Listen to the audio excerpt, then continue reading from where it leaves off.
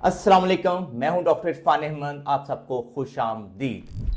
आज की इस वीडियो में हम एक बहुत ही अहम टॉपिक को डिस्कस करेंगे जिसका नाम है वेरिकोज वेन। इस टॉपिक को डिस्कस करने के लिए मेरे साथ लाहौर के एक मशहूर वेस्कुलर सर्जन हैं डॉक्टर उस्मान जमील। वो इस फील्ड के अंदर 16 साल से काम कर रहे हैं और उनकी ये कोशिश होती है कि अपने तमाम पेशेंट को प्रेफरेबली बगैर सर्जरी के आसान तरीका इलाज से ठीक कर सके। आज की इस वीडियो में हम उनसे पूछेंगे कि वेरिकोज वेन क्या है, इनकी अलामत क्या होती हैं और इनको आसानी से घर पे कैसे ट्रीट कर सकते हैं, और अगर इन केस आप वैसे ठीक ना हो सके तो फिर सर्जरी कब नौबत आती है। तो आइए आपका इंट्रोडक्शन करवाते हैं डॉक्टर उस्मान जमील साहब से। जी डॉक्टर साहब। जी अस्सलाम वालेकुम, क्या हाल है आपके? ठीक है, मैं बिल्कुल बढ़िया से। डॉक्टर साहब, एक बहुत ही अहम टॉपिक है वेरिकोज वेन, जिसके अंदर हमारे टांगों में स्वेलिंग हो जाती है, पेशेंट में पेन आ जाती है। तो आप ये बताइए कि वेरिकोज वेन बेसिकली होती क्या है। देखिए वेरिकोज वेन बेसिकली एक बड़ी मिसकंसेप्शन है कि ये एक बीमारी है। ये एक बीमारी नहीं है, ये एक और बीमारी की अलामत है। ठीक है। इस बीमारी को कहते हैं क्रॉनिक वेनस इनसफिशिएंसी। ठीक है। अगर मैं इसको आसान ज़ुबान में समझाने की कोशिश करूं तो वो ये होगा कि आपकी जो वेन्स हैं टांगों की, उनमें थोड़ा सा नुक्स आ जाता है जिसकी वजह से ब्लड की सर्कुलेशन, अंदर खून का बहाव थोड़ा सा खराब हो जाता है और मुसलसल दिल की तरफ जाने के बजाय कुछ ना कुछ नीचे रुकना शुरू हो जाता है, जिसकी वजह से आगे फिर मसाइल होते हैं। स्पाइडर वेन्स बनती हैं, छोटी छोटी बारीक वेन्स आपकी टांगों पे नजर आती हैं। अगली स्टेज में वेरिकोज वेन्स बनती हैं। ठीक है। जब वही वेन्स फूल के बहुत बड़ी हो जाती हैं और इस तरह लगता है जैसे ऊपर संपोलिए या सांपनुमा अच्छा। वेन्स ऊपर नजर आना शुरू हो जाती हैं। सही।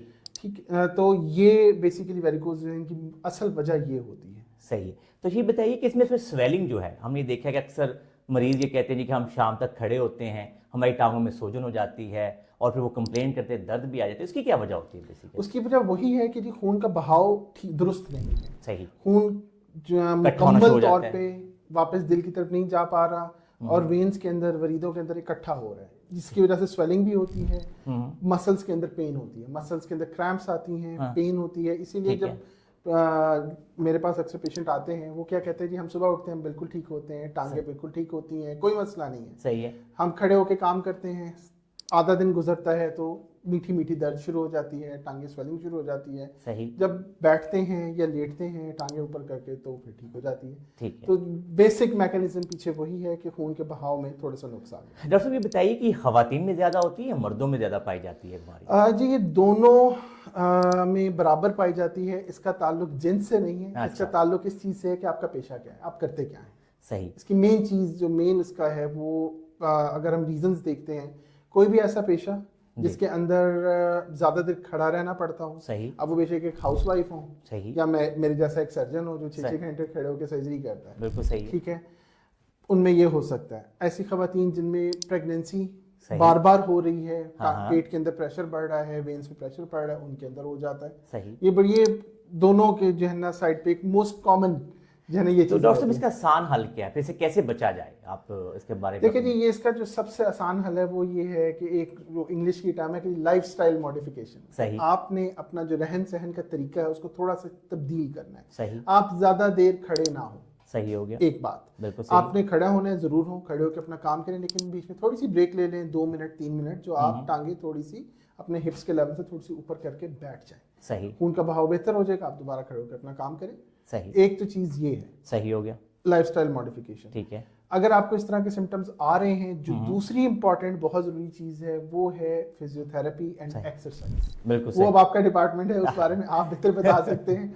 कि डॉक्टर उस्मान, बिल्कुल आपने बड़ा अच्छा यहाँ किया, क्योंकि बेसिकली हम लोग को यही समझाने की कोशिश करते हैं कि अपने लाइफस्टाइल में तब्दीली रखें, एक्सरसाइज करें, फिट रहें, मोटे ना हों, वजन गेन ना करें।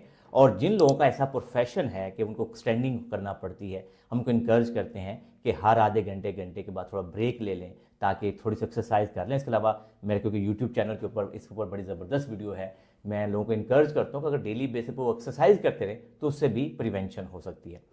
तो डॉक्टर उस्मान, ये मुझे बताइए कि अगर फ़र्ज़ करें एक बंदा बड़ा अच्छे तरीके से मैनेज करता है, कोशिश कर लेता है, अब एक दोस्तों वेरिकोज वेन बन गई हैं, अब वो ठीक नहीं हो रही, अब उसके अंदर पेन भी रहना शुरू हो गई है और कई दफ़ा देखते जख्म भी बन जाते हैं, तो उसके फिर क्या करना चाहिए?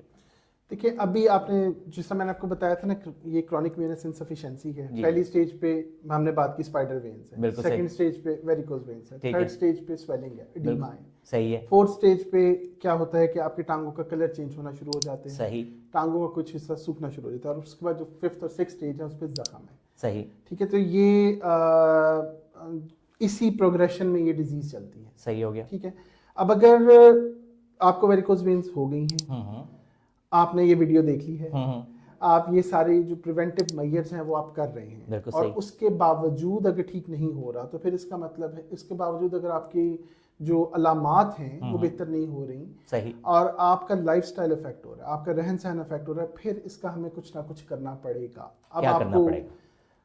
प्राइमरीली इसमें मल्टीपल तरीके होते हैं, जिसमें मेन जो हमारा पर्पस होता है वो ये होता है कि जहाँ पे वेन खराब है, हाँ। जहाँ से ब्लड का बैकफ्लो हो रहा है, हम उस पॉइंट को बंद करते हैं। सही।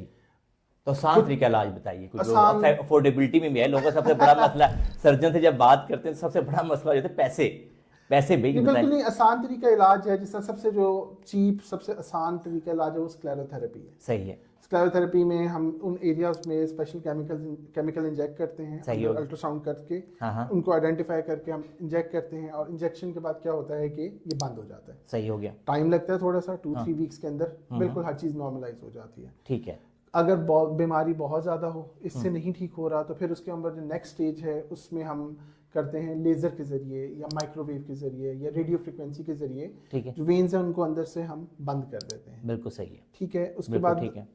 जिनमें बहुत ही सीवियर है, जिसमें लेज़र नहीं हो सकता, लेज़र इन्फेक्टिव हो जाए, स्क्लेरोथेरेपी इन्फेक्टिव हो जाए, वो शाज़ो नादिर वो कुछ मरीज होते हैं बस जिनमें- कितने परसेंट कहेंगे, मतलब आप इस फर्क में हमारी वीडियो अब देख मैं रहे हैं, अब आप कह आप- सकते हैं कि कोई 100 में से 1 या 2 मरीज ऐसा हो? मैं आपको इस तरह बता देता हूँ कि अगर पिछले 4 साल के अंदर हाँ हाँ जो मैंने जिनका इतनी सीवियर थी कि जिनमें मुझे ओपन सर्जरी करनी पड़ी, हाँ, हाँ। पिछले 4 साल में 4 मरीज थे। 4 से। ठीक है। अब आप खुद ही देख लें कि कितना लेकिन जिनकी 4 लोगों की जिनकी सर्जरी हुई, जी। तो उनकी सेटिस्फेक्शन कैसी थी? जबरदस्त, वो ठीक है। ठीक हो गए, वो नॉर्मल लाइफ गुजार रहे हैं? बिल्कुल बिल्कुल नॉर्मल बिल्कुल लाइफ ठीक गुजार, मेरे पास दोबारा नहीं है, इसके अलावा वो ठीक है, दे आर हैप्पी। जबरदस्त।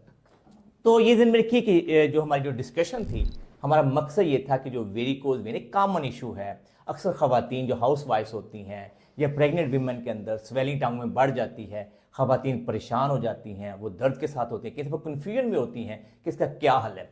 तो सबसे बेहतर यह है कि जब भी सोचना है, ये दिन में सोचो कि बहुत सी वजूहात हो सकती हैं, लेकिन एज अर्ली एज एक अच्छे फिजिशियन के पास जाएं, एक अच्छे फिजियोथेरेपिस्ट के पास जाएं, और फिर लाइन ऑफ ट्रीटमेंट को फॉलो करें। जैसे डॉक्टर उस्मान ने बताया कि इस बीमारी का भी बेहतरीन हल आपके पास लाइफस्टाइल मॉडिफिकेशन है। लेकिन अनफॉर्चुनेटली मैं हमेशा डॉक्टर उस्मान परेशान होता हूँ कि जब तक मरीज के हाथ में अपने पास ट्रीटमेंट होता है वो इतना सीरियस नहीं होता, और जब वो प्रॉब्लम फिर बिगड़ जाता है तो फिर वो डॉक्टर के पास आता है। और मेरा ज़ाती ख्याल कि वेरिकोज वेन भी एक लाइफस्टाइल है, अगर आप इसको घर पे अच्छा मैनेज करने की कोशिश करेंगे तो इंशाल्लाह आप हमारी वीडियोस के थ्रू उसको मैनेज करेंगे, वर्जिशें करेंगे, और अगर अल्लाह ना करे कोई मसला है तो डॉक्टर उस्मान जैसे बेहतरीन वेस्कुलर सर्जन, एंडोवेस्कुलर सर्जन जो बहुत कोशिश करते हैं कि कम से कम जो है ये जो सर्जरी के थ्रू आपको ठीक कर सकें, ऐसे सर्जन से रब्ता करें। ये हमारे होराइजन हॉस्पिटल के अंदर अपनी प्रैक्टिस करते हैं, इसके अलावा लाहौर के मुख्तलिफ हॉस्पिटल के अंदर प्रैक्टिस करते हैं। लेकिन अगर आपको सर्जरी की जरूरत है तो फिर हमेशा वेस्कुलर सर्जन के पास जाना है, ये दिन में रखना बहुत जरूरी है। वेस्कुलर सर्जन का मतलब ये है